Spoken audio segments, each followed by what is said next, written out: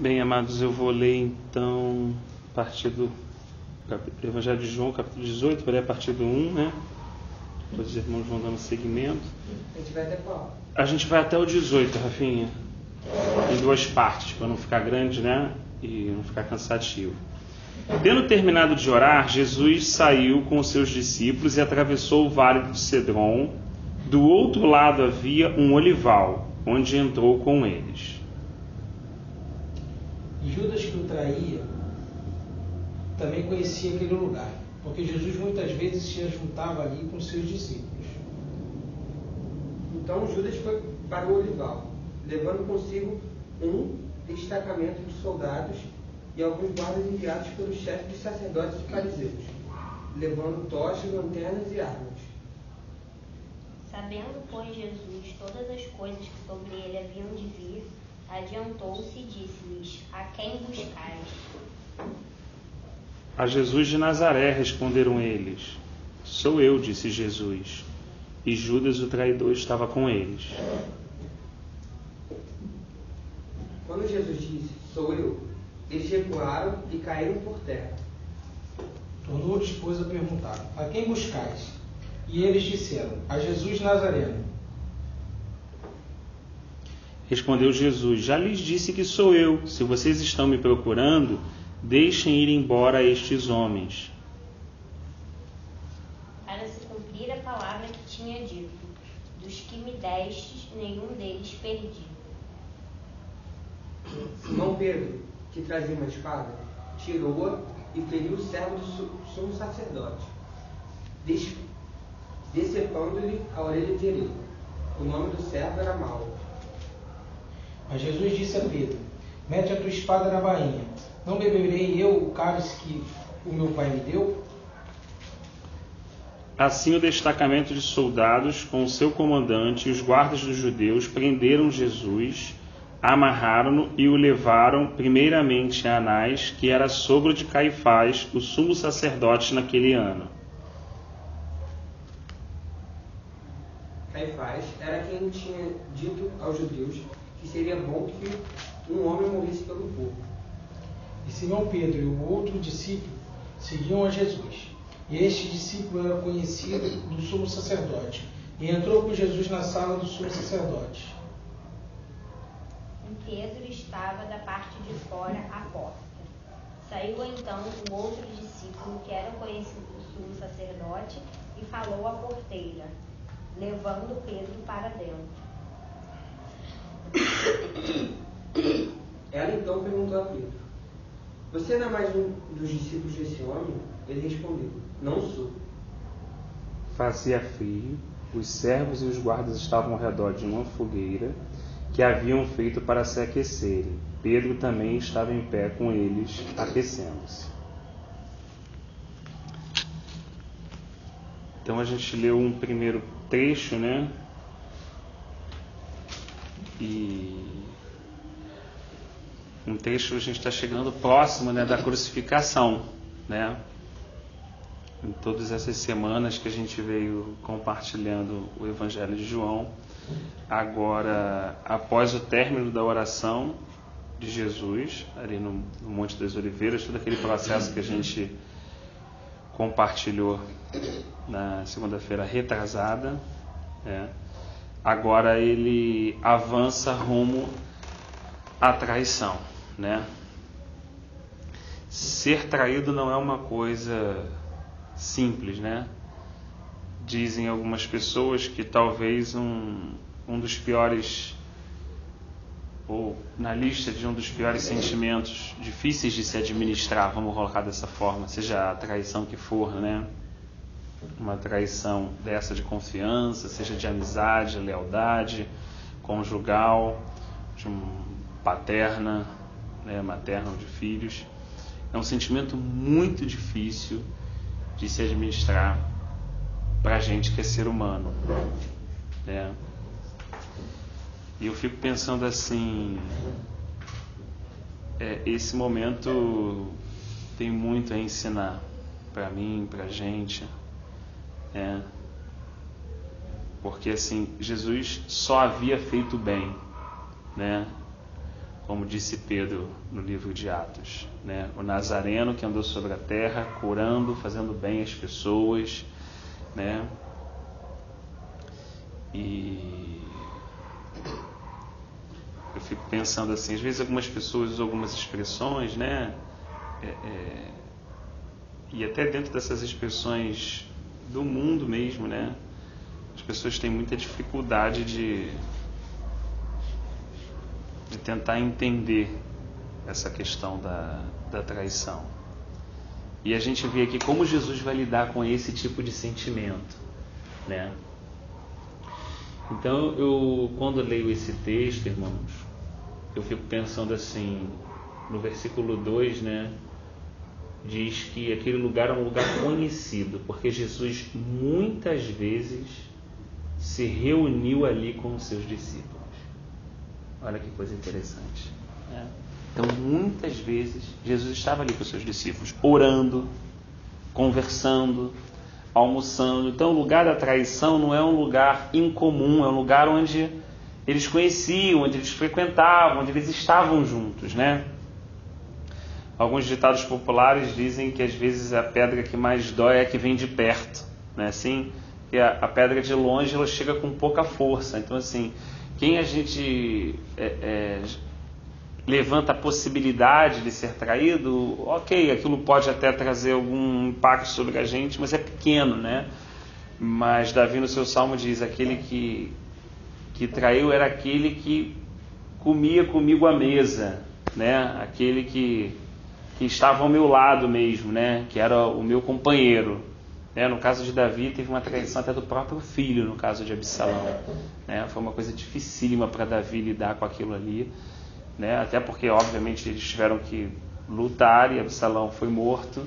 Né? E Davi ficava numa crise se chorava pela morte do filho ou se, né, claramente assim, Absalão colheu, né, fruto da sua obstinação, da sua rebeldia. Né? Como o pai deve ter doído muito, mas não tinha outra saída. Joabe repreende ele falando, você está chorando pelo nosso inimigo, né? Olha aí quantos homens hoje deram a vida por ti, né? Para o reino de Israel ser restaurado. Então assim, até homens segundo o coração de Deus, como o caso que a gente citou, sempre tiveram muita dificuldade em lidar com esses sentimentos, né? E não há ninguém que passe nessa vida sem de alguma forma sofrer algum tipo de traição, quando a gente deu os mais exemplos possíveis, né? Pode ser um amigo, pode ser um irmão, né? Às vezes eu vejo uma pessoa muito falando isso, mas eu conversei uma coisa com um irmão, era para ficar ali, quando eu vi aquele irmão espalhou para todo mundo, né?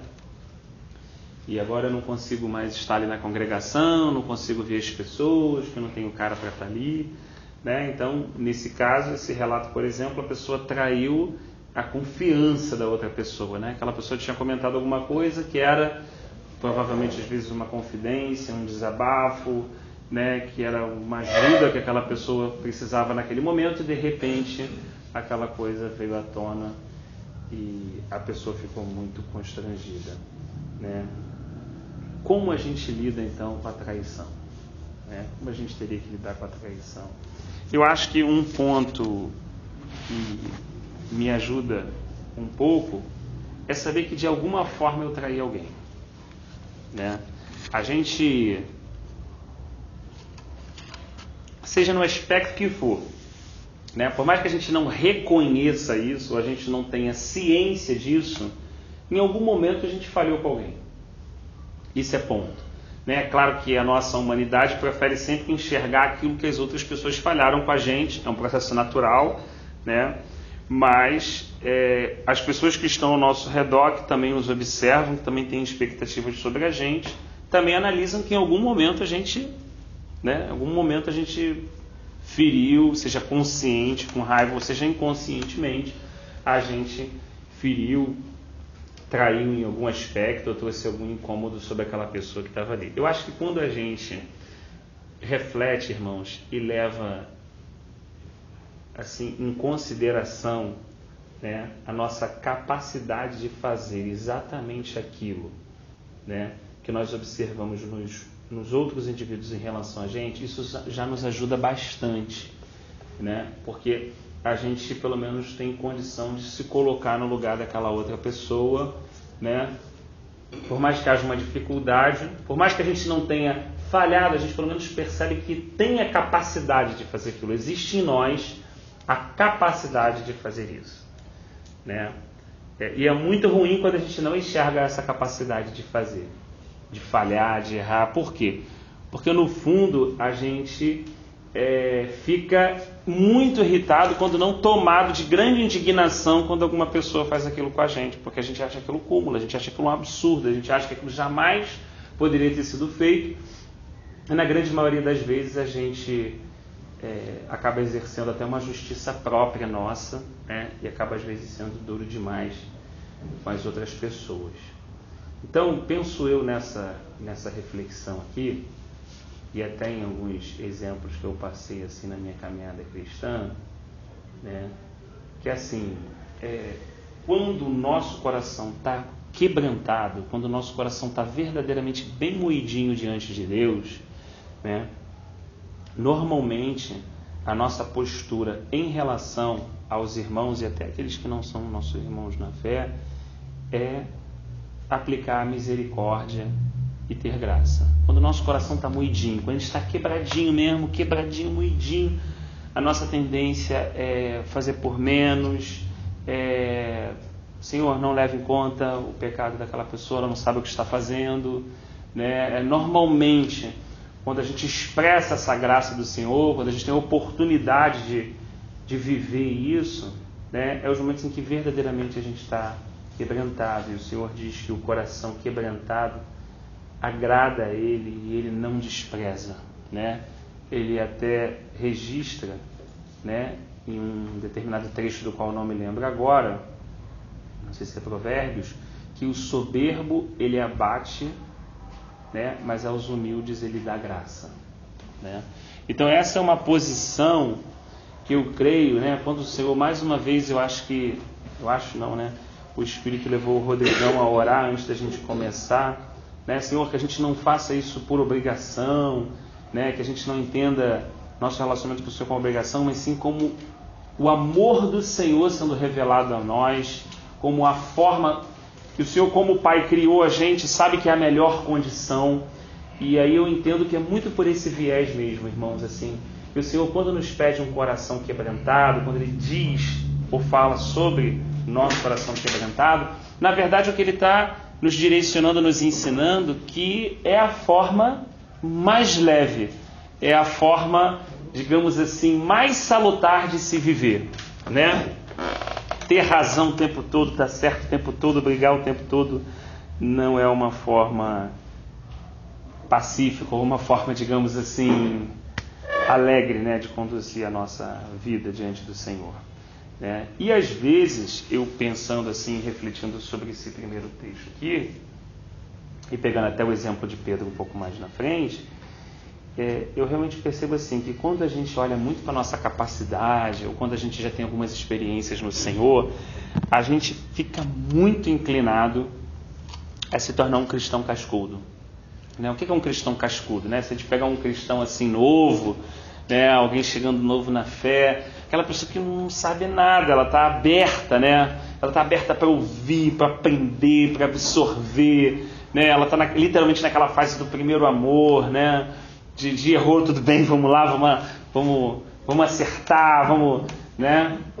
E quando o tempo passa, existem dois processos que eu acho assim importantes, pelo menos, da gente refletir. Um é um amadurecimento no Senhor, né? E o outro é um endurecimento do nosso coração, que é imperceptível. É muito imperceptível. Vamos botar uma água para você esquentar, toda hora tu bota o dedo ali e você não percebe. Você só percebe você ficar um tempo longe, quando tu volta está fervendo, né? A gente não consegue perceber quando o nosso coração se endurece. A gente só consegue, às vezes, detectar quando o nosso coração está duro, depois, às vezes, no final do dia, depois que refletiu a respeito de uma atitude. Mas aí a atitude já foi consequência do coração endurecido, não foi a causa, né? Eu agi, depois eu fui grosso com uma pessoa, né? Então eu fiquei assim, não, eu fui grosso com aquela pessoa, tudo bem, eu tinha falado com ela 2, 3 vezes que não podia ter agido daquela forma e tudo, mas podia ter conduzido de outra maneira e tudo. E aí quando a gente vai parar para refletir, o momento que de fato o nosso coração começou a endurecer e a gente começou assim a não estar desfrutando dessa graça, desse coração quebrantado. O coração quebrantado, ele vai muito apontar para a paciência, para a longanimidade, como a gente falou, para a misericórdia, para se colocar no lugar do outro, né? Porque você está vendo a sua condição de miséria, eu estou vendo a minha condição de miséria, né? Mas quando a gente em algum momento como você estivesse próximo de alguma coisa quente e aquela coisa fica quente. Quando você afasta um pouquinho essa coisa, esse que origina o calor, ele é quente para sempre, mas esse aqui que estava quente porque estava próximo, quando você se afasta, o que acontece? Está gelado. Mas ele fica gelado assim, pum! Ou ele vai esfriando bem devagarinho. Quando você desliga um ferro, né, você às vezes não vai lá antes de guardar para ver se ele já esfriou, porque ele vai esfriando vagarosamente. Então esse processo de endurecimento do meu coração, de esfriamento, ele é vagaroso, ele é perigoso porque ele é vagaroso. Eu posso estar com o ferro já fora da tomada e se eu botar a mão até me queimar, porque aquele ferro ainda está quente naquele momento, mas não significa que ele vai permanecer quente. Não significa que essa ligação ali na tomada está plena, já foi desconectada, é uma questão do tempo. Então o que a gente está querendo refletir nessa noite diante do Senhor, não é se o ferro está quente, é se ele está ligado na tomada. Porque refletir se o ferro está quente pode me levar a um processo de engano. De eu achar que as coisas estão bem, que as coisas estão legal, eu, Rafael, com o Senhor e tal, minha reflexão pode me levar a isso. Quando na verdade a minha reflexão central deveria ser se está plugado ou não. Porque eu posso passar uns bons períodos ainda sem orar, sem ler, que aquilo que a gente recebe do Senhor ainda perdura um tempo. Né? Você está ali, está lendo, está buscando, está com o Senhor na questão assim, do teu relacionamento, está colocando diante do Senhor, Senhor, pô, me perdoa nessa questão, as coisas vão ficando mais fininhas e tudo. E quando você vai deixando, né, quando você vai se afastando, né, ainda continua, ainda tem um calor ainda, né? Só que esse calor vai reduzindo vagarosamente. Aí quando a pessoa se dá conta, quando eu me dou conta, Rafael, aí eu já percebo o quanto esfriou, o quanto de calor você perdeu, o quanto meu coração endureceu, né? E aí eu fico pensando, se talvez, sem afirmar, sem ser dogmático, né, o que a Escritura relata através da parábola das 10 virgens, né, já que as 10 eram virgens, não estamos falando de 5 virgens e 5 prostitutas, né, as 10 eram virgens, as 10 tinham lâmpada, então também não estamos falando que 5 tinham e 5 não, né? Estamos falando que todas tinham lâmpada, todas tinham comunhão, todas tinham o Espírito. A diferença é que uns tinham reserva e outros não. E esse mínimo detalhe foi a diferença de 5 entrarem e 5 ficarem na porta. Então talvez o que a gente esteja questionando aqui não é se era virgem ou não, não é se tinha o azeite ou não, não é se tinha lâmpada ou não. A questão é que porque não tinha reserva, aquele tempo já estava destinado a um término. Quando a lâmpada apagasse, ela não poderia ser acesa mais. Eu vi uma vez um pastor pregando, não lembro se foi um pastor, se foi um irmão, e falando da síndrome do nada a ver. E ele falou que o cristão ele tem que tomar cuidado com o nada a ver, para você não entrar na síndrome do nada a ver. Porque às vezes é melhor você, não é que ser puritano, mas aí vai naquela passagem, se o teu irmão se faz pecar, se a tua atitude faz o teu irmão pecar, você não faz para que ele não venha pecar. E às vezes o cristão ele fica tanto naquela coisa, não, isso aqui não tem nada a ver, não, mas isso aqui não tem nada a ver, mas isso aqui não tem nada a ver, que daqui a pouco ele está fazendo coisas que não tem realmente nada a ver com a Bíblia e não se percebe disso. Aí o pastor, o irmão, eu não lembro se foi o pastor ou o irmão, falando, então às vezes é preferível você ser, se o irmão é aquele irmão todo que entre aspas, é fanático, mas se aquilo ali está levando ele a cumprir o que está na Bíblia, então é melhor deixar ele continuar, né? Porque às vezes você chega no nada a ver, no nada a ver, naquele no nada a ver, e você daqui a pouco está longe, como você está falando, está longe da presença, você está começando a fazer coisas que não tem nada a ver com a Bíblia, porque os cuidados do mundo, né? Realmente deixa, às vezes, você orava 1 hora, aí tu passa a orar meia hora, Aí tu passa, eu já passei, eu já cheguei a um estágio de, agora eu estou retornando, graças a Deus, a ficar meia hora, 1 hora orando. Porque às vezes eu ficava 1 hora, 1h30, aí daqui a pouco tu já está ficando meia hora. Aí tinha horas que eu, em 10 minutos eu orava, deitava, ia dormir e não me apercebia disso. Né? O quanto é bom você estar falando com Deus, estar, né, ficando na presença, ou às vezes começa a abrir mão, às vezes está dobrando teu joelho para ver uma outra coisa, né? Verdade. E esse nada a ver vai entrando, às vezes você passa mais tempo, às vezes uma coisa simples, a gente está até falando disso no sábado, no WhatsApp, às vezes você fica mais tempo no WhatsApp, ou no computador, ou que... O WhatsApp é uma coisa que não estou dizendo que é pecado, mas você poder tá se percebendo que às vezes você fica 1 hora, você poderia ficar meia hora, mas meia hora você ia orar. Mas não, você acaba ficando 1 hora e chega na hora da oração, tu leva 10 minutos e vai dormir. Né? É uma coisa que, se a gente não tomar, é o exercício, né, que a gente tem que fazer todo dia. E aí eu acho que para a coisa durar, pelo menos particularmente falando assim, para que haja uma coisa que perdure, ela realmente tem que ser feita no espírito, né? Senão você esforça numa coisa, aquilo a gente não consegue. Então assim, como o João bem falou, assim, ele falou assim, é você lembrar aquele período, como é gostoso estar ali com o Senhor. Então assim, é igual um casamento, não dá para tirar esse exemplo, infelizmente às vezes a gente tenta fugir disso. Quanto mais tempo você passa com seus filhos, mais você aproveita e mais prazeroso, e futuramente mais você vai sentir saudade. Quanto menos tempo. Então assim, essas questões relacionais ajudam e remetem muito a gente para o Senhor, né? Então assim, o fato da gente estar com o Senhor e tu desfrutar daquilo, a gente vai perceber o quanto aquilo é bom, é gostoso e tal, apesar das dificuldades normais, né? E vai nos impulsionar, né? Vai nos animar, porque a Escritura, quando diz assim, examine-se o homem a si mesmo, né? Ela deixa muito claro naquilo que a gente começou. Ela não manda eu examinar o meu irmão aqui do lado, ela manda eu examinar a minha própria pessoa. Então, assim, às vezes eu passo tempo analisando tantas coisas, aí vem uma pergunta, eu fico tentando ali responder aquela pergunta e tal. Quando na verdade a Escritura bota muito examinar, e a gente não tem condição. Assim, a gente tem a responsabilidade de se examinar, mas a gente não tem a capacidade, né? A gente vai se examinar e depende do Espírito Santo nesse processo de autoexame. A gente depende da luz do Senhor. Eu posso olhar para mim e não enxergar. Posso olhar para mim e não ver que naquela situação, como eu contei para vocês semana passada, eu fui mentiroso, a outra eu fui vaidoso, né? Estava falando isso com a minha mulher no domingo, né? Ela falou assim, puxa vida, né?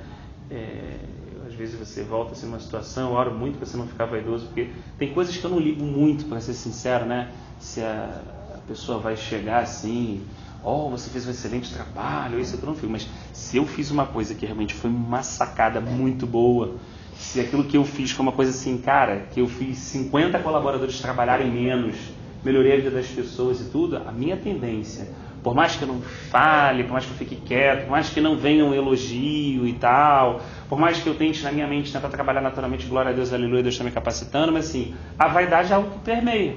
E eu só consigo perceber quando eu estou vaidoso ou quando a minha esposa me dá literalmente um feed, um retorno, né?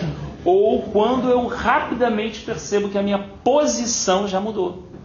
A posição de olhar de baixo para cima já mudou, eu já estou olhando assim no igual. Entendeu? O cara não fez isso. Aí já muda, é impressionante. Mas na verdade, a gente percebe que isso muda, porque aí eu tenho que olhar e reconhecer, Senhor, por mais que eu lutei contra aquilo, caramba, eu fui vaidoso naquela situação. Então, eu estou falando de uma situação pessoal, tá, irmãos? Como é que Deus me resguarda dessa situação? Da mesma sacada que eu tive, passa uma semana eu cometo o erro daquele absurdo que o cara me cometeu, o que acontece? O cara fala assim, meu irmão, como é que tu cometeu esse erro, Mateus? É um básico, meu irmão. Mas é o básico tu errou. Então ele expõe a minha fragilidade, o Senhor faz assim comigo, expõe o meu pecado. E diante daquela situação, daquele erro, o que vem? Um constrangimento. Então, quando eu fico no sapatinho, Rafael, quando Deus mostra a minha condição, essa é a verdade. Quando Ele me mostra a condição, me expõe, até que às vezes isso está associado a uma vergonha e tudo, por isso que é uma coisa muito complicada. Deus fala assim, as pessoas falam assim, Deus não envergonha ninguém.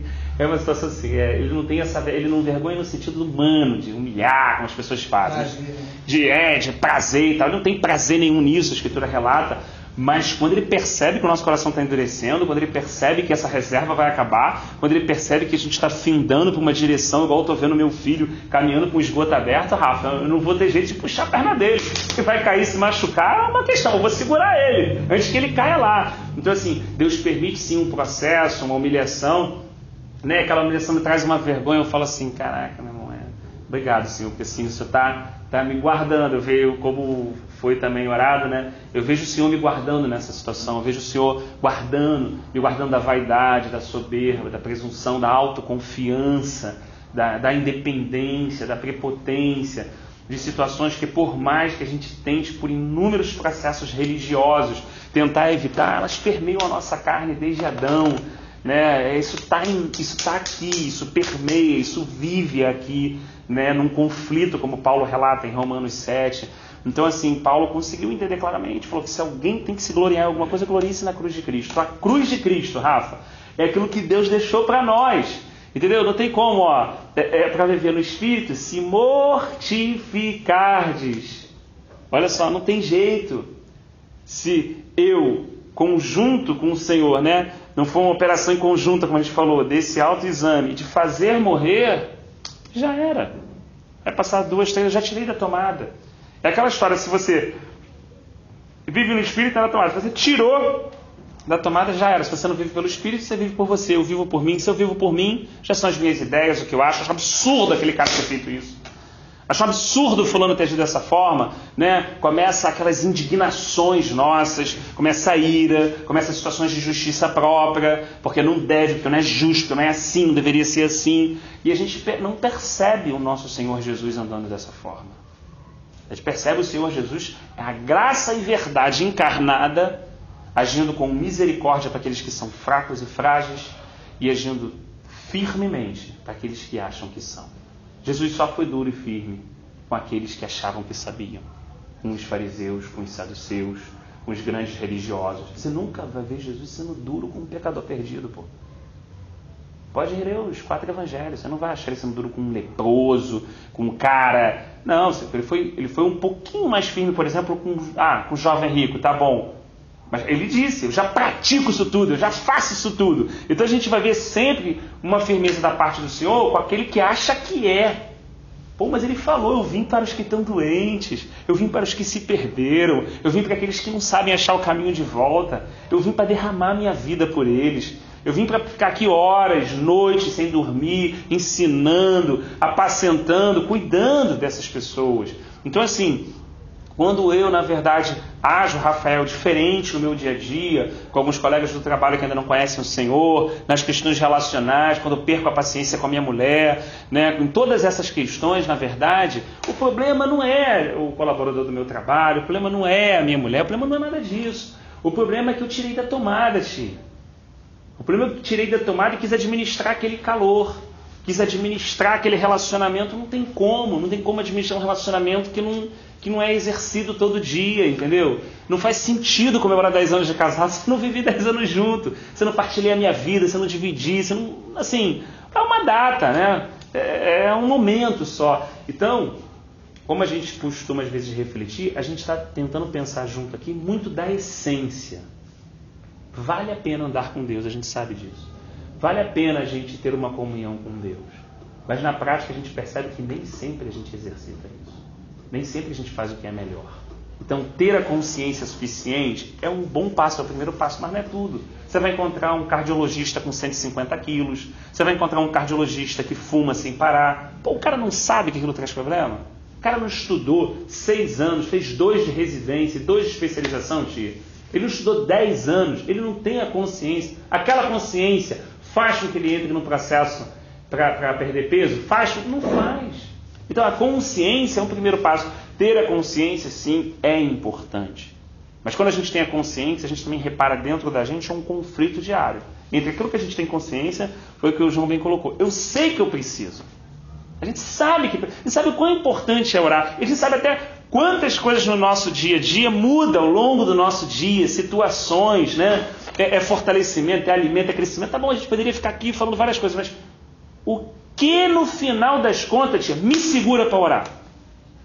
A gente já viu aqui que é coisa boa do Senhor, né? Como a gente faz falando para o nosso filho, estuda. Eu tenho um filho de 14, de 12, de 8, de 7. Estuda, rapaz, estuda. E ele... Mas falaram isso para mim também. Eu falei, pô, mas só fala isso, estudar. Outro dia a gente estava conversando em Mateus, e o Mateus falou assim, puxa vida, né? Falando assim, quando minha mãe falasse aquilo, se eu tivesse o entendimento que eu tenho hoje, caramba, aquele inglês que ela quis pagar e eu faltava, eu odiava. Certo? Então nós já não estamos falando mais da consciência, porque agora você está tirando do teu bolso para pagar aquele inglês, para se aperfeiçoar, você está indo lá estudando de noite, agora casado, complicado, então a gente não está mais já na consciência. Você já partiu para a próxima etapa, que é a prática. Você já viu, a coisa enxergou, agora abriu os seus olhos, é uma questão de revelação. Estou falando aqui de coisas naturais, tá? E a gente já viu assim, caraca, meu irmão, por que eu não fiz isso? Meu pai agora, pô, ainda vou ter que tirar aquilo, não sei o que, dar entrada, pô, pegar o crédito, fazer isso tudo. Era uma coisa que já era para estar feito, já, né? Mas aquilo passou, eu não confiei naquela instrução que me foi dada, eu não levei à prática aquilo, houve um preço. Agora eu estou hoje correndo atrás desse preço, falando um prisma natural, né? E agora a gente tentando levar isso para o espiritual, né? A gente se exorta mutuamente, o Rafa me exorta a Rafinha Rodrigo João, e a gente se exorta no Senhor, né? Mas às vezes aquela exortação fica uma questão superficial ainda. Eu sei que eu preciso ler, eu sei que eu preciso orar, né? Até de repente já evoluímos para enxergar que isso não são obrigações, são oportunidades, coisas que nos fazem bem mesmo, né? Você comer bem, não comer besteira, faz bem para você mesmo, para mim mesmo, vamos colocar assim. Então assim, o que eu vejo, o que eu escuto, eu faço bem para mim mesmo, para ti mesmo, né? E a gente ainda vê uma dificuldade na nossa disciplina diária, na nossa priorização do nosso tempo, né? Da forma como a gente conduz o nosso dia, a responsabilidade da vida em si, do que a gente está usando a vida, a hora da vida, o tempo de vida, né? E assim, quanto mais a gente usa isso, melhor, quanto mais quebrantado a gente está. Por isso Salomão falou assim, ó, você vai encontrar mais sabedoria no velório do que em grandes festas. Não tem jeito, assim. Se a gente acha que ser feliz é se divertir, e se a gente acha que é divertir, vamos lá, no congresso, e levar aquela vida, uma vida que passa e que mesmo dentro do cristianismo ainda se torna uma vida vazia, uma vida de atividade religiosa, de ativismo, mas sem consistência. Então assim, eu hoje, quando paro para refletir, né, fico pensando assim no Senhor e falo, puxa Senhor, leva-nos além do estado da consciência. Olha só, Davi era um cara, irmãos. Davi era um cara segundo o coração de Deus. E quando a coisa estava apertada para ele, durante muitos anos foi apertada, ele praticamente quase até os 30 passou sendo perseguido por Saul. Pô, teve uma vez que quase pegou o Rafa, lendo o texto de 1 para 2 Samuel, quase pegou, porque Saul foi no encalço, então algumas vezes foi até o contrário, Saul dormiu, aí Davi foi lá, cortou, aí mostrou, olha, tá vendo, eu tive oportunidade e tal, mas momentos em que ele chegou muito próximo. Tem uma narrativa bíblica de um momento que Davi estava encurralado. Cara, ele chegou assim, tá ali, é pegar, e de repente estourou uma guerra no norte, e aí Saul teve que recolher o exército e ir para o norte para defender o território. E aí a gente fica pensando assim, pô, se Deus, naquele momento, já tinha falado por meio de Samuel, e tinha aborrecido Saul, tinha aborrecido Saul, tá certo? E tinha ungido Davi, ele já menino, já estava num processo, já tinha Golias caído por terra, aquela coisa toda, a harpa, a unção, tudo isso confirmado na vida dele. Por que Deus? Você vê que não é o diabo. Por que Deus leva Davi a perigos constantes de perseguição no limite? Por que Deus deixa chegar no limite? Eu fico imaginando Davi, pô, agora já era. Agora, Deus agora babou. Agora eu perdi mesmo, agora caiu tudo, agora eu perdi essa situação, agora eu perdi aquela, agora isso desmontou, não soube administrar. É no limite, no limite, no limite. Aí estoura uma guerra. Aí os exércitos são levados para lá. Aí Davi pega e faz um salmo. Baseado nessa história de vida, ele começa a fazer um salmo, meu Deus, é o Senhor que livra dos meus inimigos, o Senhor isso. Começa a construir uma realidade dentro dele. Duas coisas, a gente percebe que Deus estava matando o Saul que estava dentro de Davi, isso é claro. né? Deus escolheu Davi e estava matando o Saul que existia dentro dele nesse processo de perseguição. E Deus estava ensinando a Davi um processo contínuo de confiança. Isso é claro. Deus não vai dar boa vida. Deus não vai botar alguém cercar tudo e a quilômetros de distância deixar que nada aconteça. Isso vai levar à autoindependência. Isso vai levar à soberba, à vaidade. Eu sou o cara, eu sou cristão, eu faço isso, eu aconteço. Então, e a gente fica literalmente vulnerável e espiritualmente fraquíssimo. É exatamente o contrário. Aí Deus vai conduzindo a gente por momentos difíceis no limite, Rafa. É aquilo que Paulo fala, todos os dias são como ovelhas indo em direção muda para o matadouro. E vai deixando essa situação, vai criando as situações e vai salvando o cara assim no limite. Para que Davi pudesse não só ter uma consciência, mas uma percepção clara da realidade espiritual, de que o Senhor é o meu refúgio e fortaleza, de que o Senhor é um socorro bem presente na hora da angústia. Essas coisas não foram escritas porque foram aprendidas numa aula de teologia. Essas coisas não foram escritas porque foram transparentes. Essas coisas foram escritas porque elas foram vividas. E aquela realidade estava dentro dele. Então assim, como o Senhor vai fazer? Deixando a gente ficando dentro do barco, ou não permitindo que a gente afunde? De maneira nenhuma. Nós vamos estar permeados por todos esses riscos, é o que Paulo fala. Mas nós vamos estar seguros nele e por ele. Aí é que está a questão. A gente não quer estar seguro em Deus, a gente quer estar seguro da nossa forma. A gente não quer ser livre por Deus, a gente quer ser livre da nossa forma, não passando por aquilo. Então quando Deus fala assim, ó, se tu for pelas águas, ele não vai te submergir. Se tu for pelo fogo, ele não vai te queimar. É muito bonito, mas eu não quero isso. A minha oração é, eu não quero passar pelo fogo, não quero passar pela água, não quero passar por nada. Entendeu? Só que se eu não passo por isso, eu fico fraco. Se eu não passo por isso, eu fico débil. Se eu não passo por isso, é como alguém em cima de uma cama que não anda, e os músculos atrofiam. E a pessoa começa a ter aquele, esqueci agora o nome, que dá, né? Escara, é perfeito, né? Assim, Rafa, dá, a pessoa tem que... O que uma pessoa fisioterapeuta faz? Ela tem que pegar aquela pessoa, girar ela, né? Mudar as posições dela. Quando a gente consegue trazer esse mundo espiritual, ouvir Deus espiritualmente, falar com Deus, ver a mão de Deus agindo. Então Deus também está falando, como Paulo fala, que é proveitoso você cuidar do corpo. Sim, mas é muito mais proveitoso cuidar o quê? Do espírito. E como é que existe o músculo espiritual, se assim a gente pode falar? Bom, não existe músculo espiritual sem tribulação, pô. Não existe fortalecimento sem perseguição, pô. Isso não existe. Eu não sei de onde tiraram nesse evangelho essa questão que você não acha nem de Gênesis e Apocalipse. Então é claro que Deus leva os seus servos a quê? A confrontos, a adversidades, a lutas. Mas Ele também é o mesmo Deus que leva águas tranquilas, a pastos verdejantes, a momentos tranquilos de refrigério na nossa vida. Passa um tempo, tu vê assim o Senhor, né? Aí daqui a pouco o Senhor já tem lá na presciência dele, no conhecimento, sabe como é que a gente está e já cria situações para a gente poder o quê? Andar. Aí ele vai lá, Elias está muito tempo ali em Quiriate, seca a fonte. Aí ele tem que sair dali para outro lugar, não tem mais água. Aí ele fala assim, ó, vai lá para a casa da viúva que eu vou te sustentar. Mas ele faz isso acontecer também secando a fonte. Então ele desloca a gente, metaforicamente falando, ele faz com que a gente ande, muitas vezes nas nossas atitudes e no nosso relacionamento, por meio de circunstâncias que ele cria mesmo. Então eu não oro porque eu acho que eu não tenho que orar. Então você acha que você deveria orar porque você respira, você já deveria orar. Tá bom, Rafa, falando de mim, né? Mas você não ora, então tá bom, vou dar alguns motivos para você orar. Começa a vir várias situações da minha vida. Cara, eu vou orar. Mas não seriam necessárias essas situações se eu entendesse que orar não é uma necessidade, sim um privilégio. Você imagina lá no tempo, você fala assim, ó, quem de todas as pessoas podem falar com Deus, Criador dos céus e da terra? É o imenso privilégio. Quem hoje tem acesso, por exemplo, ao Temer para conversar com ele direto? Um cara privilegiado, pode levar as suas questões direto. Se alguém tiver uma chance de se reunir com ele para falar alguma coisa, o cara, seja um empresário que for, ele não vai dar todo o tempo dele, oportunidade, ou mudar toda a agenda dele em função dessa situação, vai. E a gente está dando exemplos normais do nosso dia a dia, que não tem valor assim espiritual. Imagina com Deus.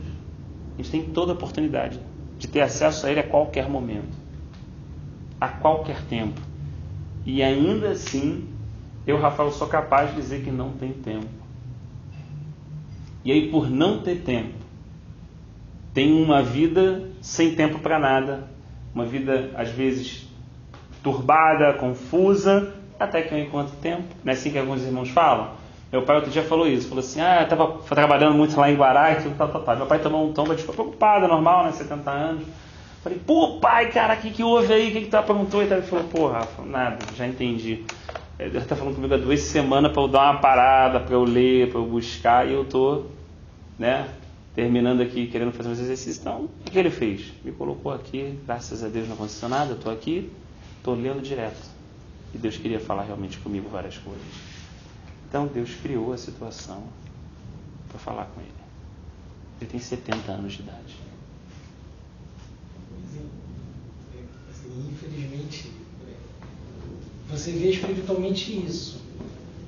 Mas se você, no Evangelho de hoje, não vou citar... Não, lógico, eu entendi. Isso é um absurdo.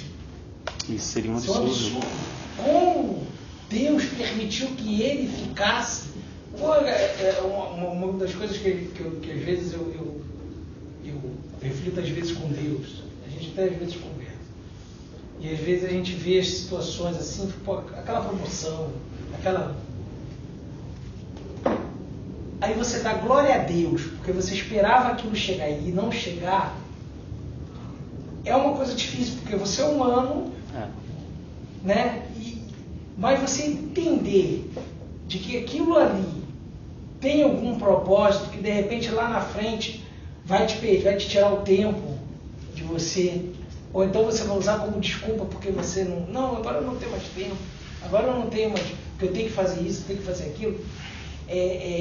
Então às vezes eu até vejo que Deus às vezes preserva por amor, para que você não chegue, porque Ele sabe que se Ele te der aquilo ali, você, se você é ser humano, não é nem que você é ruim ou não, mas por você ser humano, você vai acabar se perdendo.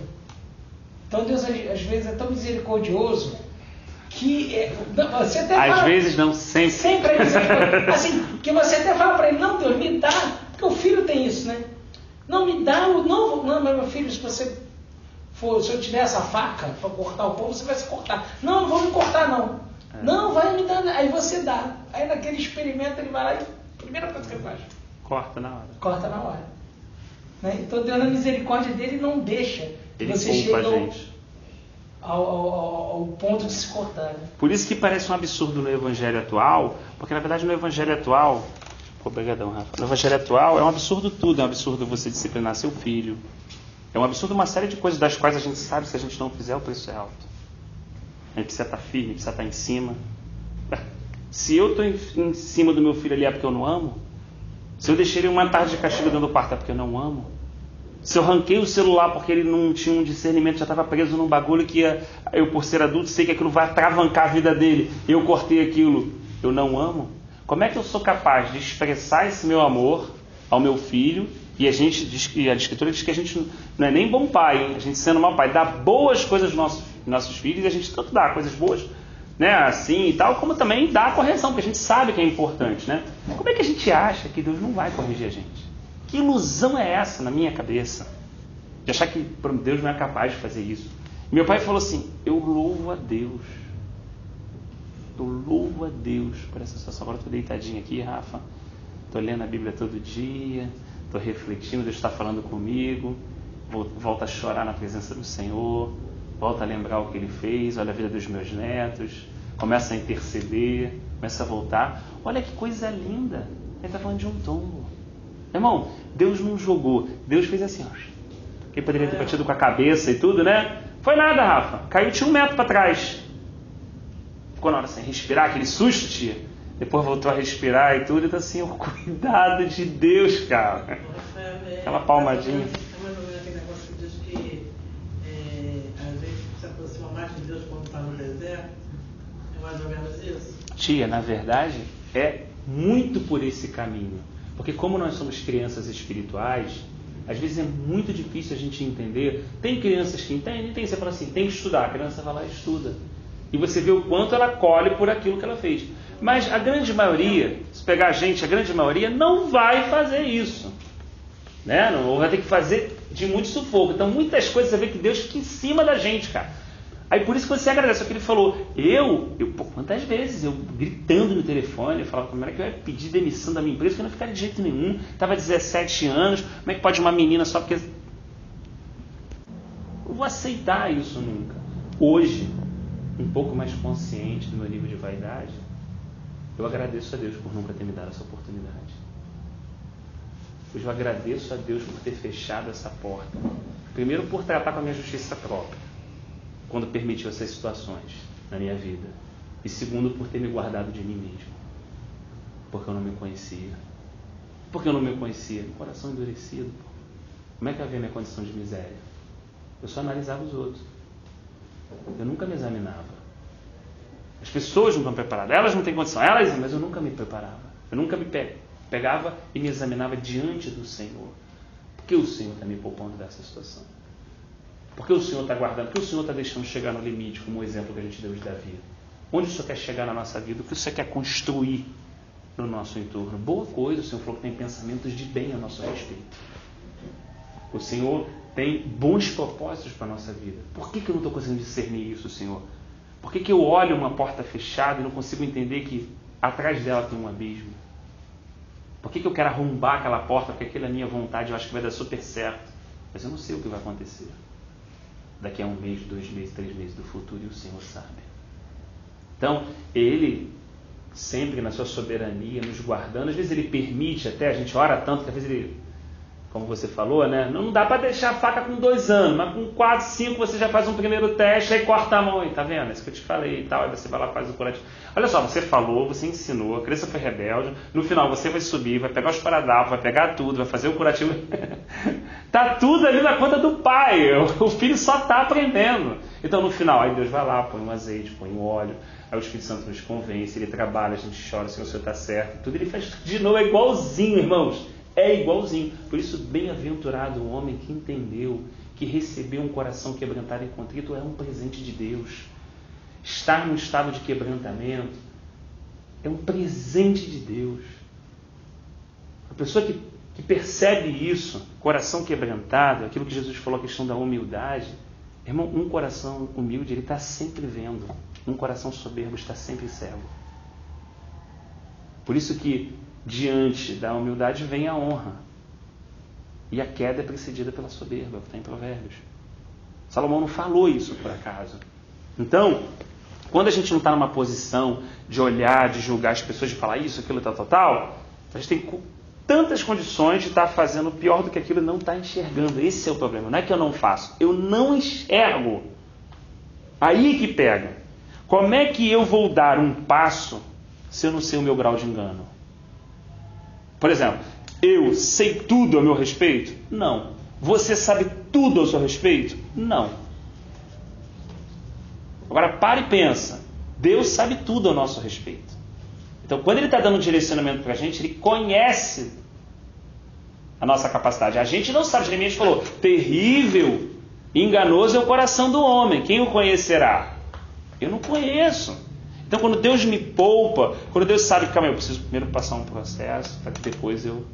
E olha que mesmo passando o processo, irmãos, mesmo te andando no deserto, mesmo lendo todos os capítulos de Deuteronômio, que é a recordação da lei, mesmo Moisés falando claramente com o povo, quando vocês chegarem naquela terra e morarem em casa que vocês não construíram, e colherem uvas que vocês não plantaram, e beberem o leite, não se esqueçam que o Deus de vocês cuidou de vocês nesse deserto quando vocês não tinham nada. E está dando tudo a vocês que são de outros. E mesmo falando, alertando, exortando, depois de alguns anos, o povo se esqueceu. Então, quando a gente percebe essa nossa capacidade, não é quando eu olho e falo assim, meu irmão, esse povo é duro, esse povo não vale nada, não é isso não. Quando eu olho e eu, Rafael, percebo que não vale nada, que eu percebo a minha capacidade de esquecer o que Deus fez por mim, a minha capacidade de puxar a tomada e deixar o ferro esfriar, isso me dá um temor de quê? Isso me dá um temor de não confiar em mim, pô. É aquilo que Davi está orando. Aí você entende a oração do cara. Fala assim, pô, Senhor, por favor, não permita que eu confie em mim mesmo. Não permite que eu me estribe no meu próprio entendimento. Faça com que eu reconheça o Senhor em todos os meus caminhos, para que o Senhor esteja constantemente endireitando as minhas veredas. Abra os meus olhos, me livre das minhas loucuras, das minhas escolhas.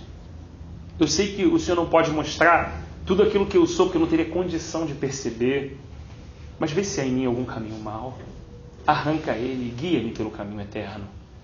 Que o teu Espírito Santo, o maior presente do Senhor pode dar aos homens que vivem nessa terra, que de fato ele seja luz no meu coração. Que ele dissipe a treva que existe no meu coração. Que ele me ajude todos os dias e que eu não seja negligente em relação à presença dele e que eu perceba a sua instrução e o seu cuidado em convencer as minhas teimosias e as minhas rebeldias.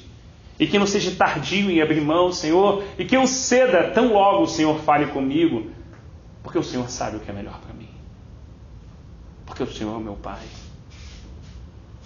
Porque o Senhor é bom e a sua misericórdia dura para sempre. O Senhor sempre vai estar certo, eu sempre vou estar errado. Difícil para mim é perceber isso. Durante muitas vezes eu acho, Senhor, assim que estou certo. Me ajuda. Obrigado pela paciência que o Senhor tem comigo. Obrigado pela longanimidade que o Senhor tem comigo.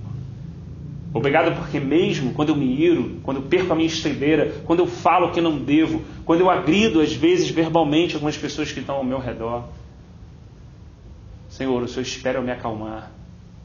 O Senhor espera eu ir para o meu canto. O Senhor espera às vezes eu nem falar. E o Senhor já traz ao meu coração o que eu preciso fazer para poder reparar tudo aquilo.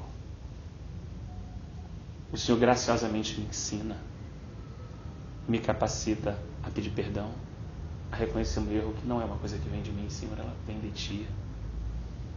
Essa instrução vem do Senhor, esse convencimento vem do Senhor. E quando o Senhor faz isso, o Senhor jamais está querendo humilhar a minha pessoa, e sim trazer cura ao meu coração por meio do Teu Evangelho. Porque o Senhor falou, e nós cremos, que o Senhor veio dar vida e vida com abundância. E é dessa vida que nós precisamos e queremos, ainda que haja esse conflito dentro de nós. Então a gente está pegando aqui alguém que está aprendendo a lidar com a traição. E mais do que ser traído, é a tristeza do coração do Senhor em ver que Judas escolheu outro caminho. Ele não está preocupado em ser traído. Ele está triste porque alguém escolheu outro caminho. Porque ele não está olhando para aquilo que ele é ferido, e sim para aquilo que está sendo perdido. E eu, Rafael, não. Estou pau da vida porque o nego falou uma mentira ao meu respeito, disparou um bagulho ali que não é verdade. Eu estou pau da vida porque alguém me traiu. Por quê? Porque a minha visão é terrena, é centrada no meu próprio coração e nas feridas que são feitas. Quando, na verdade, o Senhor quer dar uma vida muito mais abundante para a gente. Um olhar que vai muito além do nosso. Um pensar que vai muito além daquele que um dia alguém nos ensinou quando nós estávamos na escola ou éramos adolescentes e jovens. Ele quer dar realmente uma vida plena. Ele quer realmente dar uma vida onde uma traição não vai de fato nos destruir, porque o amor que Ele derramou em nós é muito maior. E na verdade vai haver uma condição, não nossa, mas do Espírito, em falar assim: não leve em conta, Senhor, a pessoa não sabe o que está fazendo. Tem que estar quebradinho. Sabe como é que a gente está quebradinho? Quando o Senhor expõe o nosso pecado, tia. Eu lembro disso claramente. Quando eu passei por uma situação que o Senhor expôs o meu pecado, irmão, eu fiquei no sapatinho. As pessoas olhavam para mim e sabiam daquela minha condição. Eu não tinha nem o que falar. Sabe aquela coisa que você vê, os irmãos, porque ele está buscando, esse aqui é espiritual, aquele ali não é, esse não existia. Qualquer um que botasse a mão ali para orar por mim estava bom, meu irmão. Qualquer um que tem um Espírito de Deus, que é servo do Altíssimo, irmão, que está intercedendo, estava bom. Sabe por quê? Porque eu estava na condição que Deus queria, que era pó. Era aos pés dele, aos pés da cruz. Eu olhava lá de baixo, meu irmão, mas eu nunca vi um Deus tão grande como a fase daquela minha vida que eu passei. Eu nunca vi um Deus tão grande como aquela fase que eu passei. Porque a outra fase da percepção errada, não que não haja, a unção está sobre nós. Então você põe, o demônio sai, você ora, a pessoa é curada na hora, estanca, amém. O problema é a dificuldade de entender que o machado não é meu, a unção não é minha. Por mais que isso esteja aqui no intelecto, uma hora, meu irmão, É como você falou, sem citar exemplos. A pessoa pedindo. Sabe, Deus falou, não, calma aí, depois eu te curo. Agora não, calma aí que está no culto. Ele já entendeu que é ele. Eu estou criticando? Não. Estou tentando olhar o exemplo dele para pedir misericórdia a Deus para que isso não aconteça comigo. Porque estudar a Bíblia eu digo que já sei? Porque estudar a Bíblia eu perco a paciência com alguém que não sabe? De que adianta esse conhecimento? Ele é lixo. O único conhecimento que pode ter valor é aquele que transborda em misericórdia. Porque Jesus Cristo sabe tudo e tudo sabe. Ele conversava com as pessoas mais simples da terra. Ele tinha paciência com as pessoas e falava 2, 3 vezes com Nicodemo, com a mulher do poço, com a prostituta, com quem fosse, com o cobrador de imposto. Pô, tu não está vendo, parceiro? Tu não resolve a tua vida. Você vê Jesus fazendo isso? Não vê. Então, de que adianta qualquer expressão de dom, ainda que ele seja genuíno do Espírito, se não está acompanhado com um profundo quebrantamento da cruz de Cristo? Com um reconhecimento claro que nós fomos inclusos naquela morte para poder usufruir da vida dele. Para que realmente aquilo que saia da nossa boca seja algo que alimente, ou seja, sombra para as pessoas que estão ao nosso redor. Às vezes a gente reclama, pô Deus, caramba, fulano ali, não acontece nada. Eu dou um pizinho aqui, pô, pensa. Às vezes a gente pensa assim, carnalmente, né? A gente se sente mais cobrado, alguma coisa assim. Uma vez Deus claramente me confrontou, eu não estou te entendendo, pô. Não estou te entendendo, Rafael. Os caras que estão ali no teu trabalho, eles são ímpios, pô. Eles não me conhecem, eles não me temem. Mas se você disse que me teme, se você se entregou para mim, eu vou fazer você ser árvore para eles, pô. Eles vão querer ficar debaixo da sombra. E você está incomodado porque eles estão debaixo da sombra? E você está incomodado porque o sol está batendo em você para não queimar neles? E quando vem o perrengue, bate na tua carne para não bater na deles? Mas não estou entendendo. Em relação ao teu pecado, fui eu que senti naquela cruz toda a dor. Todo gemido fui eu que senti, o pecado era teu. Por que não pode tu pouco, tão pouco, sentir por aqueles que ainda não me conhecem? Por que tu fica tão indignado com essas situações e não consegue ainda ter misericórdia daqueles que estão ao redor? Por que tu quer como Jonas, que eu condene 120 mil pessoas que não sabem discernir entre sua mão direita e esquerda? Para ser servo de Deus? Para a profecia se cumprir? Para todo mundo ver que tu é um homem de Deus? Então você não entendeu o que é um homem de Deus ainda. Então você não entendeu a minha palavra ainda. E eu muitas vezes, diante desse confronto, tardei a me render. Tardei a perceber que isso é natural mesmo. As coisas vão pegar para não pegar ali. Vai pegar na gente, pô. Para não pegar no vizinho, para não pegar no parente que não conhece a Cristo, para não pegar no cara que trabalha com casa, vai pegar na gente, pô. Ele falou, vocês vão ser... o reino de Deus é como uma semente. Planta, depois se torna maior de todas as árvores. Aí se torna sombra e alimento dos animais. Então, na verdade, no meio do deserto, Deus não vai querer levar a gente para o oásis. Deus vai querer que a gente se torne um oásis onde nós estamos para aqueles que estão ao nosso redor. É isso que Paulo falou. Eu empobreço. Falou para Corinto. Para que vocês sejam ricos. Eu perco para que vocês ganhem. Eu choro para que vocês estejam rindo. E nisso ele tem a oportunidade de perceber exatamente aquilo que Cristo fez por ele. E quanto mais ele percebe isso, ele diz assim, porque o amor de Cristo me constrange. Quando ele vive essa pequena situação, Rafa, esse exemplo ali que alguns irmãos estão começando, ele olha para ele, vê a miséria dele, vê o pecado e fala assim, irmão, o que Jesus Cristo deve ter sentido naquela cruz por causa do meu pecado, da minha transgressão, das minhas loucuras? O que ele não sofreu calado, mudo, sem nunca me cobrar, nem tacar na minha cara? E pelo contrário, me ofereceu uma salvação em amor. Porque eu estou tão indignado com as pessoas que estão à minha volta. Porque eu estou querendo botar tão na ponta da faca. Porque eu quero arrumar tudo. Arrumar o quê? Não tenho nada para arrumar. Deus é que precisa arrumar a minha vida. Então, dentro desse processo, Jesus trata essa traição com naturalidade. Quem está perdendo ali é Judas, não é Jesus. Uma vez uma pessoa passando uma situação difícil e tal, e eu lembro que o Senhor, quando eu fui para casa meditando, Ele me falou isso, né? Era uma serva de Deus, uma situação complicada, a gente não está querendo diminuir o sofrimento nosso, nem de ninguém.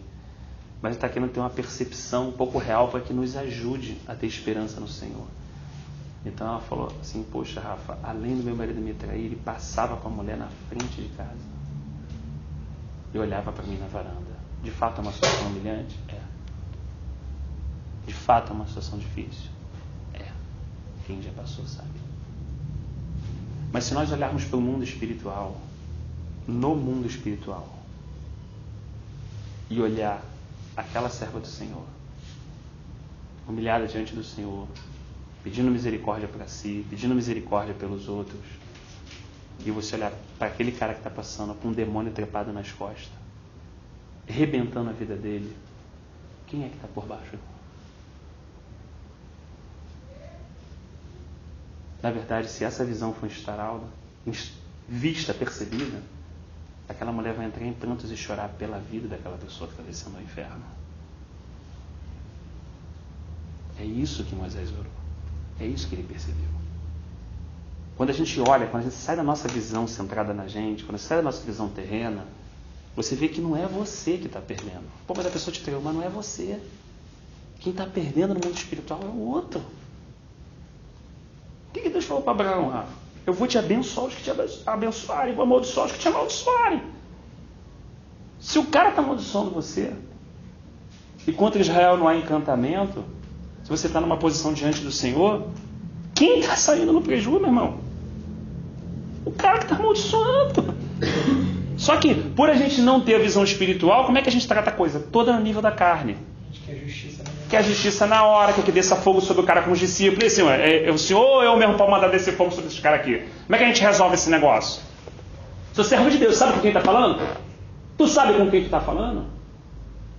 Então, olha a postura que eu tomei agora. Uma postura arrogante. O pecado do outro é sempre maior que o da gente. Exatamente, o pecado do outro é sempre maior que o da gente. É a postura arrogante, a postura de justiça própria. Tão sujo quanto, só que não consegue. A gente não consegue observar. Eu não consigo, Rafa. Às vezes, Deus, como eu falei, tem que vir a situação para me mostrar, me dar aquele receio, aquele temor e falar assim, obrigado, Senhor. Mas não seria necessário, como a gente também às vezes fala para os nossos filhos, não seria tão necessário. Se a gente continuar aqui, a gente percebe que Jesus poderia chegar numa postura arrogante.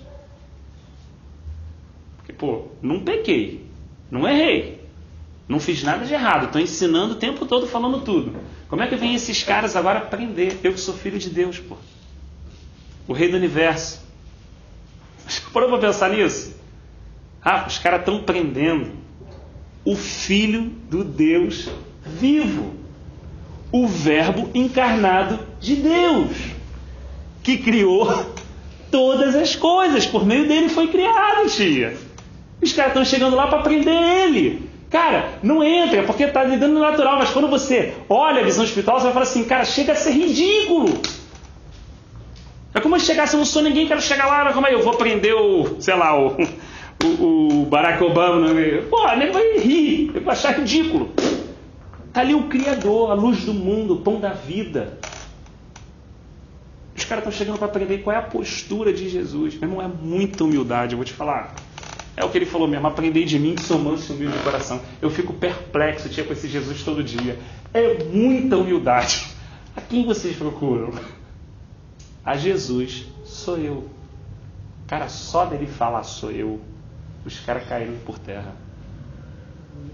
Só dele falar sou eu. Ele não repreendeu, não fez nada, ele só disse quem ele era, meu irmão. Foi todo mundo pro chão. Aí ele perguntou de novo, a quem vocês procuram? A Jesus o Nazareno. Sou eu, já não disse? Os caras caíram no chão de novo, Rafa. Não tinha condição humana, natural daquilo acontecer, a não ser que ele se entregasse. Foi o que ele falou. Eu tenho miríades, são centenas de milhões de anjos, que eu poderia pedir ao meu pai, vem agora. Um anjo matou 185 mil assírios numa guerra. Um! tinha Judas e alguma meia dúzia de guarda. Quando Pedro puxou a espada e cortou a orelha de Malco, ele falou assim para Pedro: Pedro, não beberei eu o cálice que meu pai me deu? Eu vim para esse momento, Pedro. Eu estou indo lá para te salvar, cara. Você não se conhece ainda, mas tu vai me negar 3 vezes. Tu se acha o cara, eu sei, tu andou sobre a água. Verdade. Você, no Monte da Transfiguração, viu o meu rosto como o sol. Você viu Moisés e Elias. Você viu eu ressuscitar aquela menina. Você viu eu ressuscitar Lázaro. Eu tive conversas das quais com você que nunca vão ser registradas. Você tem muitas experiências, você me conhece. Mas você não se conhece, Pedro. Estou indo lá por ti também. Você não viu o seu coração como é obstinado ainda. Mas eu vou lá naquela cruz para morrer por você. E Pedro nem consegue entender, porque ele não consegue se enxergar. Pô, para que ele vai morrer nessa cruz? Por que isso? Eu não vou te negar nunca, pô. Eu te digo até a morte. Ele falou: não, cara, tu vai me negar assim. E quando você se negar, tua ficha cair, meu irmão. A Escritura diz que Pedro chorou amargamente. Por que ele chorou amargamente? Porque ele se viu. Às vezes, Rafa, quando a gente se vê, a gente chora amargamente. Porque a gente se decepciona com a gente mesmo. A gente não é o que a gente acha. Mas sabe qual é o grande conforto nisso? É que Deus, que se relaciona com a gente, sabe exatamente quem a gente é e nos ama exatamente dessa forma. Então a decepção é para uma ilusão nossa, não do Senhor. O Senhor continua amando a gente naquela condição. Jesus em nenhum momento deixou de amar Pedro, que ele negou. Pelo contrário, falou assim: vou interceder ao Pai para você não desfalecer na fé, tá? Satanás veio cirandar, mas eu intercedi nesse processo aí, eu estou contigo. Você não se conhece, cara. Você não tem noção das atrocidades que você é capaz de fazer, cara. Mesmo como cristão, mesmo como cara servo de Deus. Eu vim aqui, eu vou morrer por você. E se entregou. Aqui está uma humildade da qual a gente não conhece, ou seja, a qual a gente não entende.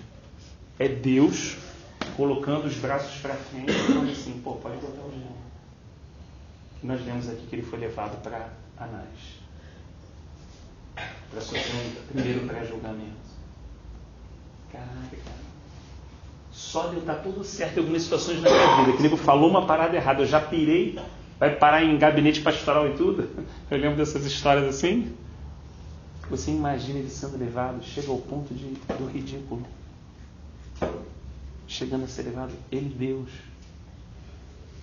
Olha a paciência. Por isso que diz em Filipenses que ele se humilhou. E se humilhou de verdade até a morte de cruz. Ele ouviu o que ele não devia ter ouvido, Rodrigão. Ele sentiu o que ele não deveria ter sentido, cara. Pelo amor de Deus, vamos parar a refletir. Não deveria ter sentido aquilo. Não é como a gente fala assim: eu não sou obrigado a ouvir isso. Não queria nem ter ouvido isso. A gente vai falar assim, às vezes, que olha que eu tenho que ouvir. Ele não tinha que ouvir. E ele estava ouvindo ali. Estava sendo acusado. Estava sendo caluniado. Né? E ele diz assim, ó. Eu acho muito interessante. Ele curou o cara que veio para prender ele, pô. Porque se fosse eu, tudo bem, não foi eu que peguei a espada, né? Pô, isso aí cada um resolve com si, né? Se foi Pedro que cortou, Pedro dá o jeito dele aí também, pô, não vou, né? Ele foi lá, interferiu na situação de Pedro, pegou a orelha provavelmente do chão, foi lá, curou a orelha de Malco. O cara foi lá para prender ele, Rafa. Ele não se sentiu ele não se sentiu em nenhum momento ofendido, como eu me sinto. Quando uma pessoa fala uma coisa, eu me sinto logo ofendido. Meu grau de contrariedade, logo... Que isso, meu? Ele não se sentiu ofendido em nada. Nada era pessoal. Assim, vocês não estão enxergando. Vocês estão ceguinhos. Agora, eu estou vendo. Por isso que ele falou isso para os fariseus. Eu estou vendo. Eu vim fazer algo que um dia vocês vão entender o que eu vim fazer. E eu acho que a nossa dificuldade é isso, é essa, como você falou. Não é pessoal. Não é. A gente não consegue enxergar isso. Da pessoa te ofender, mas você olhar espiritualmente o que está por trás. Porque às vezes a pessoa te ofende e amanhã ou depois ela não sabe nem por que ela falou aquilo. Mas acho que às vezes a gente fica tão no nosso na nossa visão carnal, que a gente quer vamos rebater. Vamos botar o pingo no i, pô. Não vou levar desaforo para casa. Né? Não, está errado. Mas é difícil às vezes a gente deixar de Deus julgar quando a gente quer ser o juiz. Exatamente, olha só. Simão Pedro entre os outros discípulos seguindo. Já fiquei, mas o que deve ser aquele período, irmãos? Este discípulo, João entrou, Pedro ficou na porta, depois João foi lá, falou, Pedro também entrou. Aí Pedro deu a primeira negada, né? Você não é um dos discípulos desse homem? Ele respondeu, não sou. Tem coisas que se tornam verdade na nossa vida quando a gente nega a elas. Quando a gente passa por aquela experiência. Que a gente fala assim, não que a gente diga, mas a gente fala assim, isso eu jamais faço. E quando você faz aquilo, é impressionante. Quando Deus permite que aquilo aconteça, você bota a mão na cabeça e fala assim, caramba. Naquele momento, a gente tem uma percepção errada de fracasso, porque a gente errou. Mas existe uma grande oportunidade ali, de Deus estar nos ganhando, porque a gente estava no engano. Não adianta ser veloz se eu estou indo para a direção errada. A direção, ela é de Deus. E se eu estou enganado, eu vou para uma direção achando que estou... O que o Provérbios diz isso? Há caminhos que parecem de bem para o homem, mas que no fim são caminhos de morte. Pedro achou que estava fazendo tudo certo. Era o cara fechamento. E é o primeiro aqui a experimentar esse processo de negação. Eu fico imaginando, deve ter sido muito difícil. Né? Eu fico imaginando aqui, ó, fazia frio, os servos e os guardas estavam ao redor de uma fogueira que haviam feito para se aquecerem. Pedro também estava em pé com eles, aquecendo-se. Fazendo o quê? Aquecendo-se. Ele já tinha negado. Mas a primeira negação ele não teve nem consciência. A ficha só caiu aonde? Na terceira. Ele não chora amargamente agora. Ele vai chorar amargamente quando ele nega a terceira vez. Agora ele já negou, mas ele está onde, irmãos? Se aquecendo na fogueira. Às vezes eu já desobedeci, Rafa. Meu coração já se endureceu. Mas eu estou aonde? Sentado aqui, ao lado da fogueira. E por achar que estou ali, perto de Jesus, me aquecendo ao lado da fogueira, eu acho que está tudo bem. Mas eu não percebi ainda o caminho que eu tomei. Mas dentro desse processo, pela misericórdia de Deus, seja ainda que na terceira vez metafórica, quando a ficha cair, eu vou perceber que o ferro já está desconectado da tomada. Faz tempo. Eu vou perceber que os 10 minutos que eu ainda levo não são 10 minutos, eu estou orando para mim mesmo. Já desconectou. Eu, Rafael, já estou fora. Né? E quando é que essa percepção, quando é que esse engano vai cair? Quando Deus o revelar. E quando é que Deus vai o revelar? Quando Ele me colocar em uma circunstância para que eu mesmo veja a minha condição. Não vai ter outro jeito. É assim que Ele faz. Sansão ficou cego quando teve os olhos furados pelos filisteus? Ou ele ficou cego quando já brincava com Dalila? Percebe? A cegueira física revela o quê? Uma cegueira espiritual. Quando ele brincou com aquilo, ele já estava cego. Ele já estava cego. Ele estava cego. Para quê? Por aquilo que Deus tinha na vida dele. Ele nasceu para libertar Israel dos filisteus. Foi o que um anjo falou com ele, com a mãe dele, com o pai dele.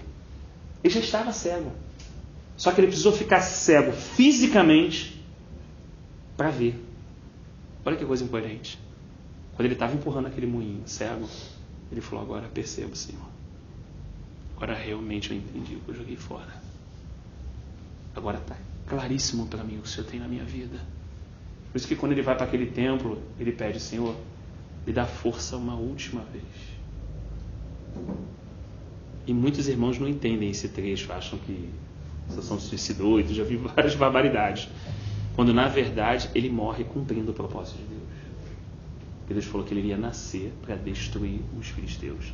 E ali ele não só matou os capitães, como todas as autoridades que estavam naquele dia, naquele templo.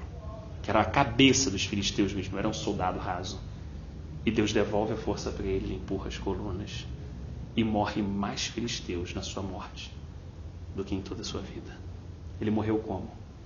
No sapatinho quebrantado, de olho furado, pedindo a Deus uma oportunidade para que a vida dele não fosse em vão e ele pudesse fazer aquilo na vida dele que Deus havia designado.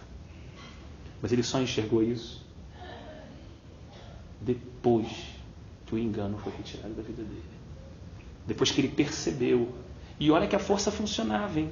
A questão não é... A gente não está falando que não é real a força. A gente não está falando que o dom não é real. A gente não está falando que você não ore e não seja curado. É verdade. Ou que ensine que aquilo seja o Senhor. A gente não está duvidando da autenticidade do dom em nenhum momento. O que a gente está refletindo junto nessa noite é a percepção de que quando tudo isso acontece na nossa vida e no nosso meio, se eu ainda não conseguir enxergar quem eu sou, se eu ainda estou na beira da fogueira me aquecendo, quando já na verdade já o neguei.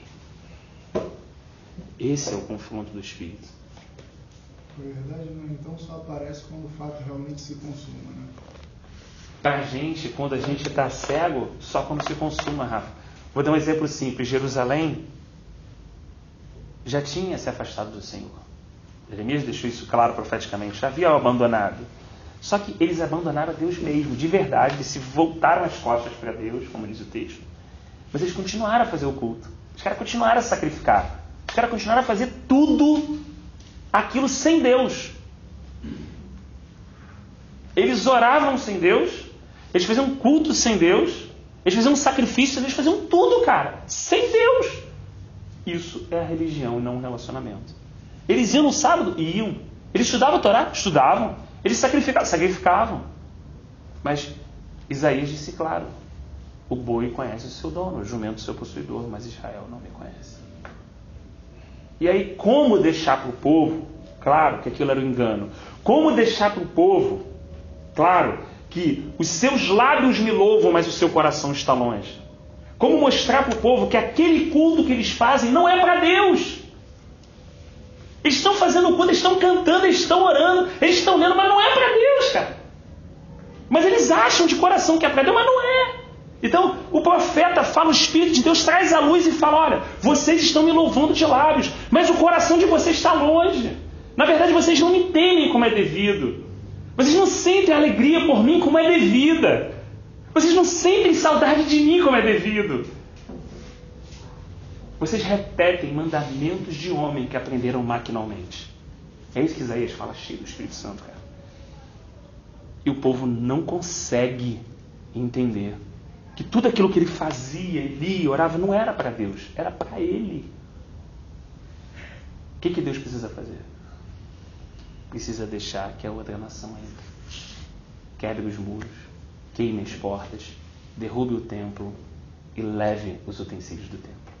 Quando eles olham aquilo, o que eles veem? Porque era impossível Jerusalém cair na cabeça deles. Jamais! Jeremias foi muitas vezes preso, inclusive denunciado por falsos profetas, que esse cara está desanimando a gente. Jerusalém é a cidade do grande rei, meu irmão, não vai cair nunca. E quando cai, o que eles veem no mundo físico? Aquilo que já tinha acontecido no mundo espiritual. Mas quando aquilo se concretiza, o que o povo acontece? Vem a ficha. O povo é levado. Você imagina você levando as nádegas para fora, e as pessoas acorrentadas, eles levando as pessoas para a Babilônia, envergonhados. Você lê o texto de Lamentações, é triste. Os homens que comiam das mais finas carnes, agora um seco, a sua pele, vem falando sobre a pele, vem retratando detalhes, cara, preciosos no livro de Lamentações sobre a condição de como o povo estava e como é que o povo estava agora. Sabe, com o rosto ressecado, com fome, mulheres sábias agora cozinhando seus filhos, porque não tinham nada para comer. E aí Deus, quando mostra essa condição, fala assim: ó, vocês estão vendo aqui agora, só que aqui espiritualmente vocês já eram assim. Vocês só não enxergaram. E eu mandei profetas de dia e de noite. Eu usei pessoas para falar com vocês. Eu usei situações para falar com vocês. E vocês não largaram a sua obstinação. Então, olha que coisa linda. Tudo isso que a gente está falando, que por mais doloroso que pareça, como o João falou, mas no evangelho de hoje não cabe isso e tal. É verdade. Por mais doloroso que isso aqui pareça, irmãos, isso aqui é o caminho de volta para Deus. Se o meu povo, que se chama pelo meu nome, se ele orar, se ele se humilhar, se ele abandonar os seus maus caminhos, então eu ouvirei dos céus as suas orações, eu sararei a vossa terra.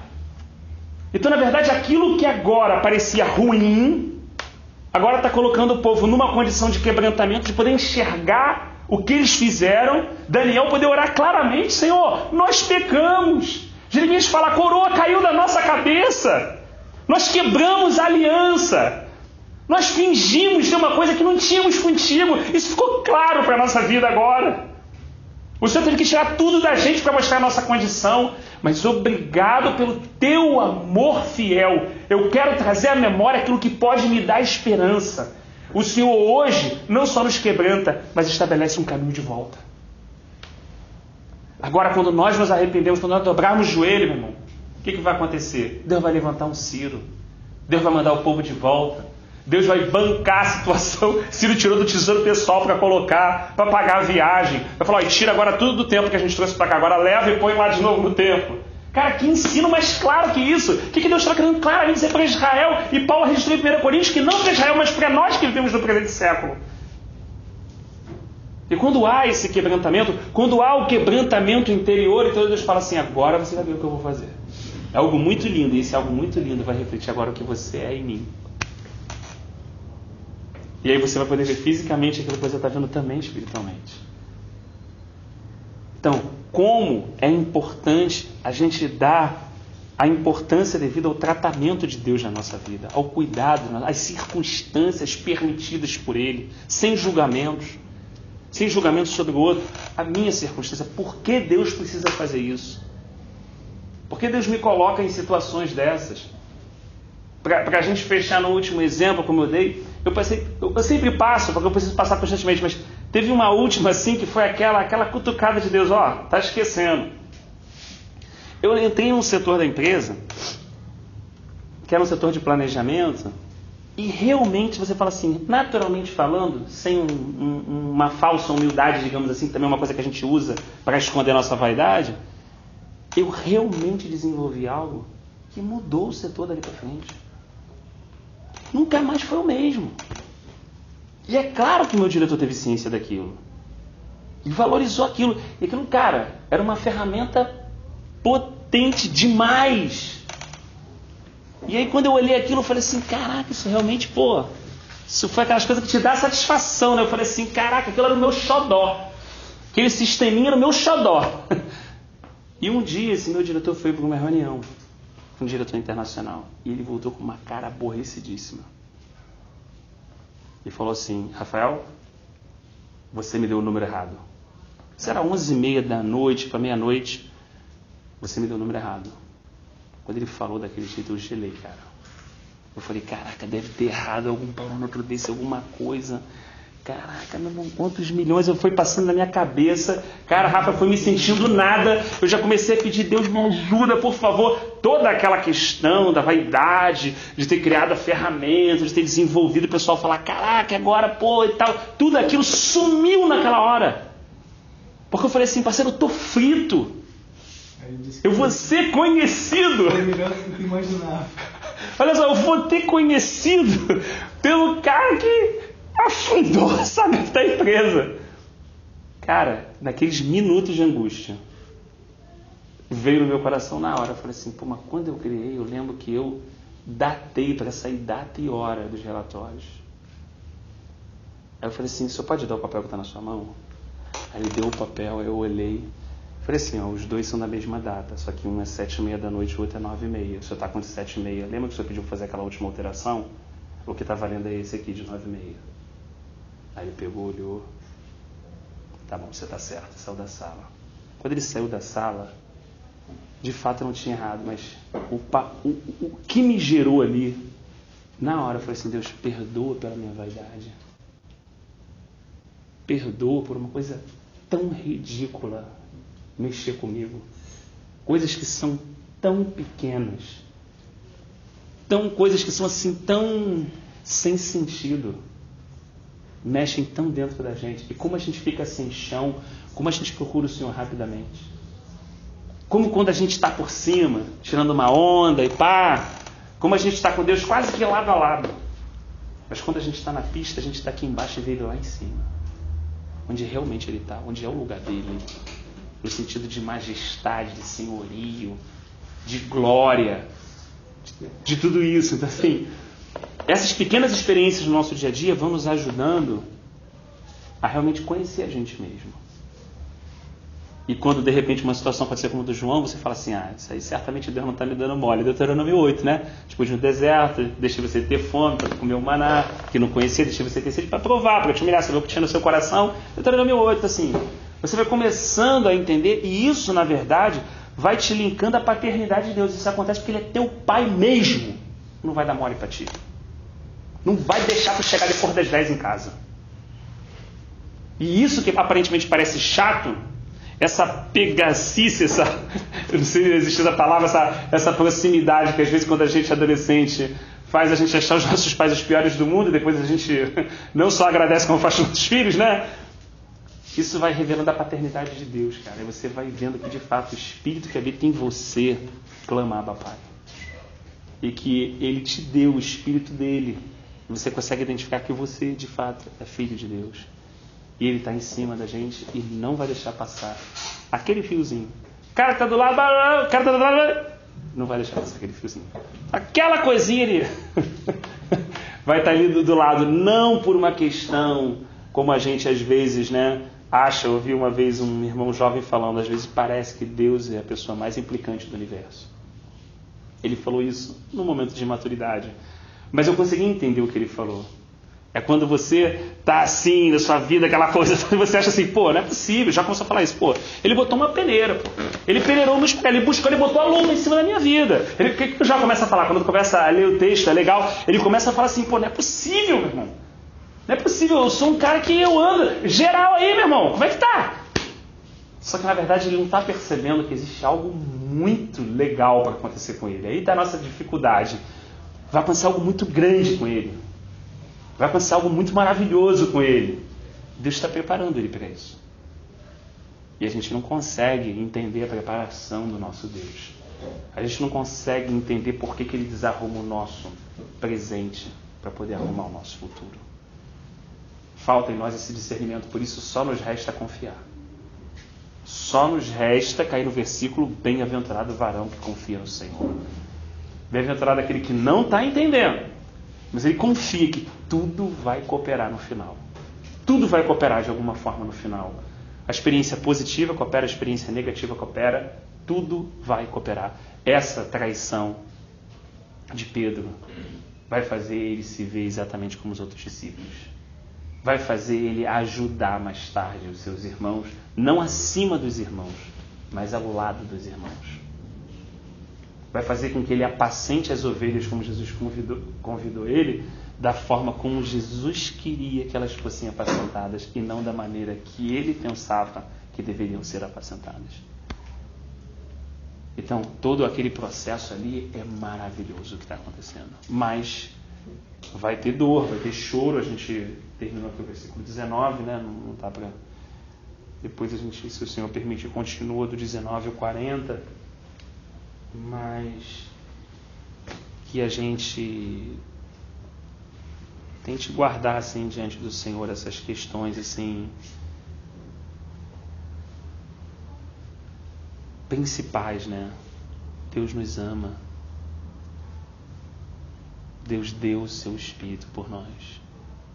Deus derramou o Espírito dele na nossa vida. Deus acompanha a gente e tem ciúme ou zelo, dependendo da tradução. Algumas falam ciúme, outros falam ele tem zelo pela nossa vida.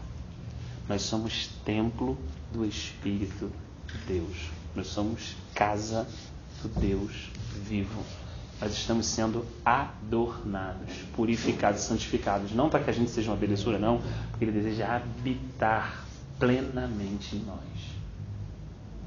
Então, tudo que está acontecendo, irmãos, tudo, qualquer tipo de confronto, de conflito, de adversidade, tem aquelas que a gente planta e aquelas que vêm sobre nós sem a gente ter plantado.